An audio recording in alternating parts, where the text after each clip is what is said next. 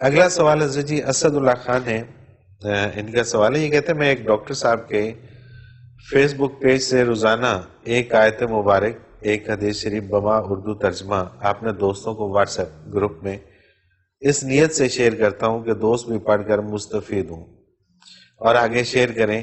آج ایک دوست نے بتایا کہ ایسا نہیں کرنا چاہیے کیونکہ یوں قرآنی آیات ڈیلیٹ ہوتی ہیں اور گویا قرآن مٹانے کے گناہ کے مرتکب ہوتے ہیں، رہنمائی فرما دیجیے۔ نہیں، یہ ایسی بات تو نہیں ہے، قرآن نہیں مٹتا، اس پہ کوئی لکھا نہیں جاتا، کوئی تحریر نہیں ہوتی، ٹھیک ہے، عکس ہوتا ہے ٹھیک ہے، اور عکس میپ کر دیا جاتا ہے، ٹھیک ہے، اس پہ تو کوئی تحریر، اس میں تو موبائل میں یا انٹرنیٹ میں کوئی اتنی تحریریں ہوتی تو اتنی ساری مشین میں کہاں آتی؟ صحیح بات ہے، اس میں تو ایک عکس ہوتا ہے الیکٹرانک کا، ٹھیک ہے، اور وہ آپ آف کر دیتے ہیں تو آف ہو آف ہو جاتا ہے۔ جاتا آخر کمپیوٹر بند بھی تو کرتے ہیں، ہے، بالکل ٹھیک بات ہے، موبائل بند بھی تو کرتے ہیں، تو پھر بھی تو آف ہو جاتا ہے، تو یہ کوئی قرآن مٹانے کے مترادف تو نہیں ہے، صحیح ہے، وہ نہیں بات، یہ اس زمرے میں نہیں آتا، اس میں نہیں آتا۔ بات یہ ہے کہ جو آپ کرتے ہیں وہ اوتھینٹک ہونا چاہیے۔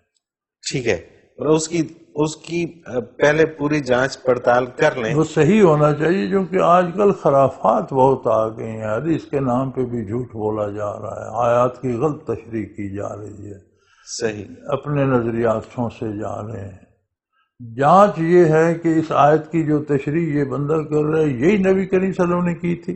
سبحان اللہ، سبحان اللہ، اگر اس سے ہٹ کر رہا ہے تو وہ صحیح ہے، یہ غلط ہے۔ بالکل ٹھیک، بالکل ٹھیک ہے، یہ معیار رکھیں تو ضرور کریں، پھر کریں، یہ مٹانے والی کوئی بات نہیں ہے۔ آپ موبائل آف کرتے ہیں تو ہر چیز مٹ جاتی ہے، مٹ جاتی ہے، بالکل پھر آن کرتے ہیں وہ آن ہو جاتی ہے، تو یہ کوئی تحریر نہیں کہ مٹا دی گئی، یہ ایک عکس ہے، رہا آف کر دیا، آف ہو گیا۔